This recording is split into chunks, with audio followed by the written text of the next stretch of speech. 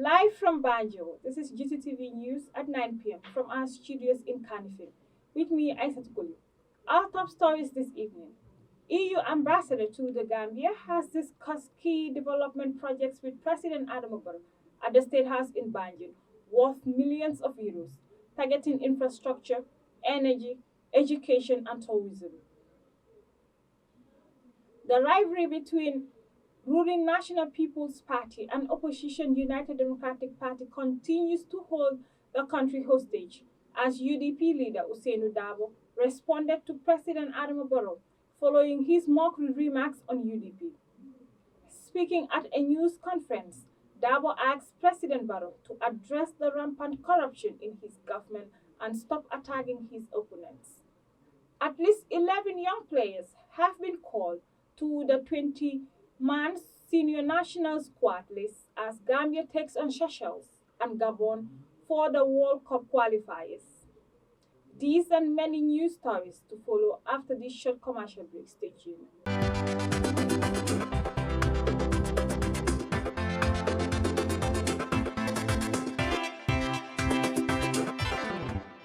Welcome back. This is GTTV News with me, Aisha Tukoli. Now, top European Union's diplomat deployed to the Gambia traveled to the presidency to hold a closed-door meeting with President Adama Barrow. Ambassador Corrado Pampaloni discussed wide range of development projects with the nation's number one, worth millions of euros, targeting infrastructure, energy, education, and tourism. As we hear this report by myself, the EU intends to invest in Banjul ports, transform the backwater dumping site to a modern site, and provide electricity to thousands of schools across the country and support the tourism sector. More on this report. President Adam Barrow on Tuesday received in his office at the State House in Banjul the European Union's ambassador to the Gambia, Corrado Pampaloni. The EU's top diplomat's visit to the presidency is part of efforts by the European Union to promote the country's government's agenda in the area of climate change, pollution, and creating job opportunities for young people. Speaking to the media after having a closed-door meeting with the Gambian leader, Ambassador Corrado Pampaloni described his meeting with President Barrow as excellent as it aimed at discussing three important projects that the European Union intends to carry out in cooperation with the Gambia government. We discussed three projects that the European Union intends to carry out in cooperation with the Gambian government. One is we discussed the port of Banjul, how to realize an investment that would be very important. And the second, we have discussed how to solve the problem of the Bakote dump site. We have a project that is now at a feasibility study level that will, for which will be allocated 40 million euros for the creation of a new site. But it's not only the new site, the novelty would be that it will be a modern place where we will segregate the waste. For example, the plastic will end up in recycling, the organic material will become fertilizer, and the process of digestion of the waste will produce energy. So it's something that will create more jobs, more rich wealth, and last but by far not the least, also will tackle the pollution that this kind of items could create, and that will be avoided with this kind of action. His Excellency is ready to take the steering wheel for this project, and we look forward for the future. He also outlined that the said project will include the electrification of 1,000 schools across the country, and the worth of the project is over 3.5 million euros with solar installations. the electrification of across 1,000, schools across the Gambia. It is a project of more than 3.5 million euros, and that foresees the creation of electricity with solar panel, with photovoltaic panel. So again, climate change, again, pollution, again, creation of wealth, because let's not forget that panel needs also a net of maintenance, etc. We have also trained with other projects experts in the maintenance of solar panels. So it's all a very good outcome of this meeting. Discussions were also made on the signing of a 10 million euros project called the YEP Tourism this week, meant to train experts and to create jobs, particularly for young people, as Gambia is a beautiful tourism destination. Reporting for Gttv News, Aissatou Koli. The leader of the main opposition United Democratic Party, Ousainou Darboe, has lashed out at President Adama Barrow, asking him to address rampant corruption in his administration. The top lawyer, who served as the nation's vice president under Barrow's rule before a dramatic fallout between the two in 2019, made the call during his party's press conference held at their Manjai Kunda bureau amid exchange bars between once a father and son politician. Funejalo tells us more. Addressing his party members at a news conference, lawyer Darboe, the Secretary General of UDP, charged President Barrow to address the corruption in his government. Adama Barrow has talked about corruption, even in the State of the Nation address. If he mentions it, it will just be 2 lines. Gentlemen of the press, since when did Minister Abasanyan leave office? Since when did he leave office? It's almost going to be a year. The reason why he left office, he himself alluded to it. Things were not all right. Have you heard anything about Abasanyan's case since then? He said they were going to conduct investigations into allocations of land around the Kamaru area. Have you heard anything about that since then? Further speaking, the senior politician said that there is an alleged property on the South Atlantic Road, which he said is the official residence of the former Chief Justice, calling on the president to come out and clear the air. As a fact, that there's a property on South Atlantic Road, which is the official residence of the Chief Justice. I know I have visited Safely Bridges when he was occupying the house, when he was residing in the house. I know I have visited Chief Justice Ayola when he was there. But now that property, Mr. President, we want to know today who owns that property today. We want you to make full and frank disclosure, because that is government property. That is not a layout.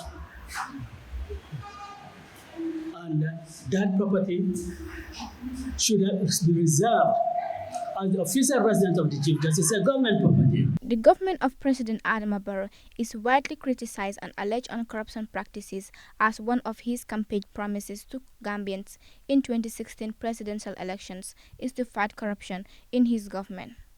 However, individuals in the government system are found wanting of corruption practices and are being jailed. Funejalo for Gttv News.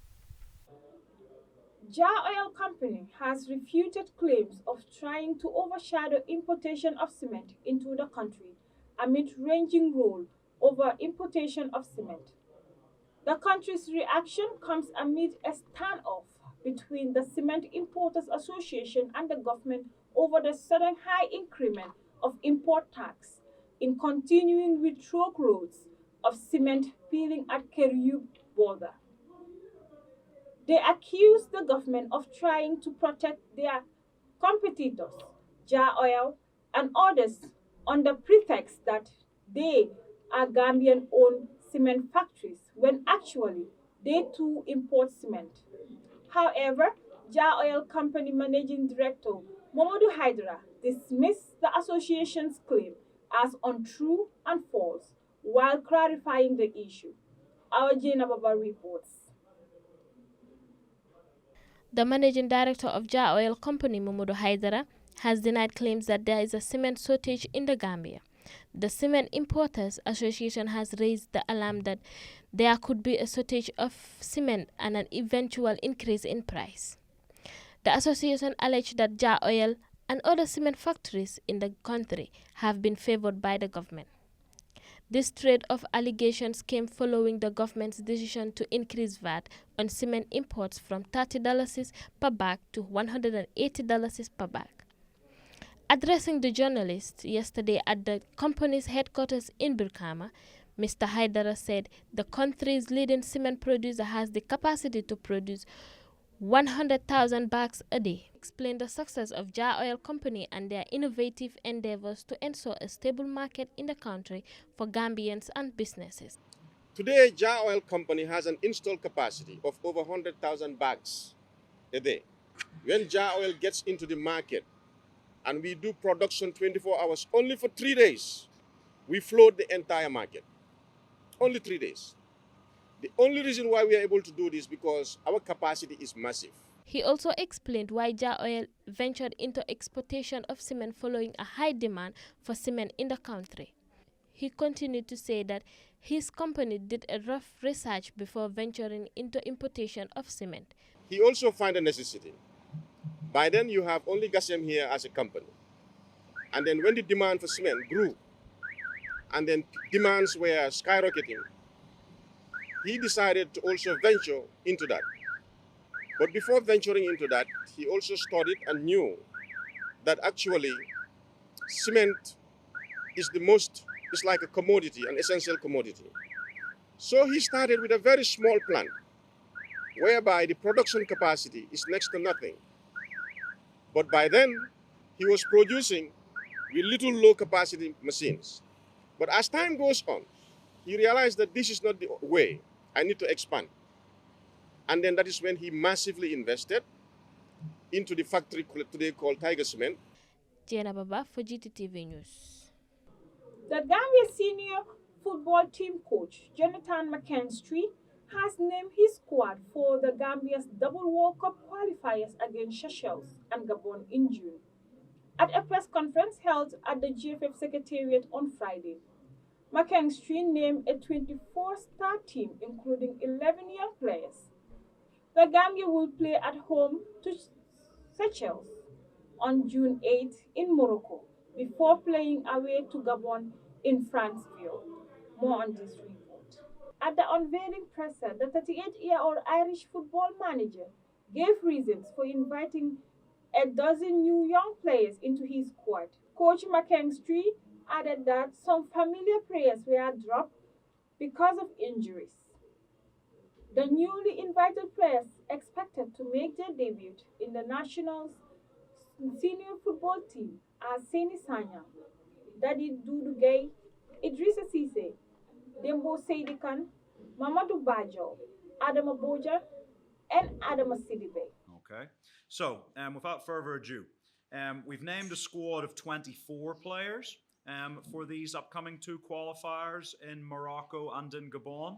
The goalkeepers are Ibrima Jarju, Sheikh Sibi, Modu Lamansar. The defenders, Saini Sanyang, Omar Gay, Mohamed Sana, Dadi Dudu Gay, Omar Kali, Idrissa Cisse, and Dembo Saidi Khan. The central midfielders, Ebu Adams, Yusuf Abob, Alassane Mane, and Mamadou Bajo. In the attacking line, we've got Musa Barrow, Musa Jawara, Aliou Fadera, Yankuba Minte, Ablai Jallo, Ibrima Kole, Abdoulaye Sanyang. And then the strikers are Mohamed Badamosi, Adama Bojang, and Adama Sidibe.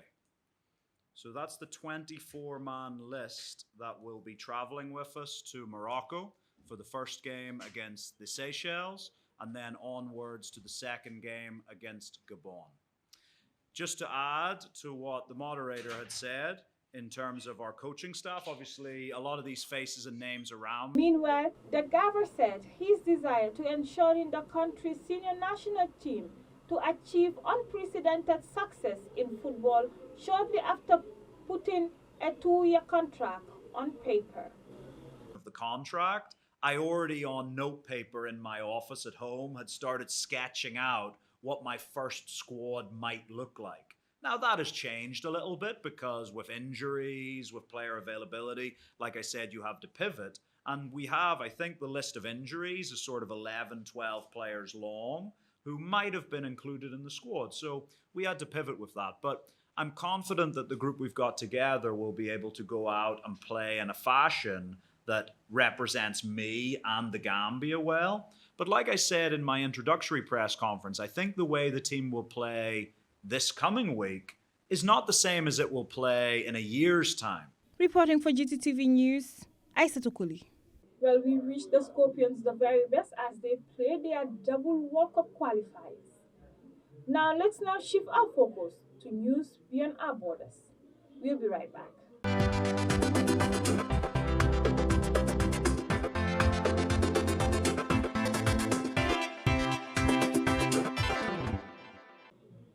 Welcome back. If you're just tuning in, you've been reminded that you're still watching Gttv News. Now let's look at news beyond our borders. A Senegalese court has jailed 2 men for spreading false news after they accused Ousmane Sonko, the country's new prime minister, of tolerating homosexuality. Activist Bah Diakhaté and Imam Sheikh Ahmed Tidiane were jailed for 3 months and fined 100,000 CFA each. Fatou Diouf reports. They had been angered that Mr. Sonko had allowed a visiting French politician to express his support for same-sex marriages, homosexual acts, and banned in mainly Muslim West African countries and are punishable by up to 5 years in prison. The political activist and the preacher were arrested 2 weeks ago after posting a video attacking Mr. Sonko for giving a platform to Jean-Luc Mélenchon, a far-left French politician. Mr. Mélenchon gave his opinion after same-sex marriages at a student forum in capital Dakar in mid-May. His comments responded sparked boos from the audience at Cheikh Anta Diop University. In response, Mr. Sonko said that Western countries should show restraints on social matters such as LGBTQ rights, as it could lead to anti-Western sentiment. Senegal will continue to manage issues around homosexuality in accordance with its socio-cultural norms, the Prime Minister said. He was quoted as saying that homosexuality was not accepted but tolerated in Senegal. Mr. Sonko, a former firebrand opposition leader, was appointed Prime Minister in April after his Ali Bassirou Diomaye Faye was elected president. They were freed from prison not long before the vote in an amnesty aim at calming months of political turmoil after the outgoing president had tried to postpone the election. The pair campaigned on a promise of radical change with the Afrocentric and nationalist agenda, promising to reset Senegal's relationship with France, the country's former colonial power. Fatou Diouf, Gttv News. That brings us to the end of this news bulletin. But before we take a leave of you, here are the main stories once again. EU ambassador to the Gambia has discussed key development projects with President Adama Barrow at the State House in Banjul, worth millions of euros, targeting infrastructure, energy, education, and tourism. The rivalry between ruling National People's Party and opposition United Democratic Party continues to hold the country hostage as UDP leader Ousainou Darboe responded to President Adama Barrow following his mockery remarks on UDP. Speaking at a news conference, Darboe asked President Barrow to address the rampant corruption in his government and stop attacking his opponents. At least 11 young players have been called to the 20-man senior national squad list as Gambia takes on Seychelles and Gabon for the World Cup qualifiers. Well, that's all we have for you in this news bulletin this evening. I have been your presenter, Aissatou Koli, and of course, from our production team, do have a joyous night. Bye bye.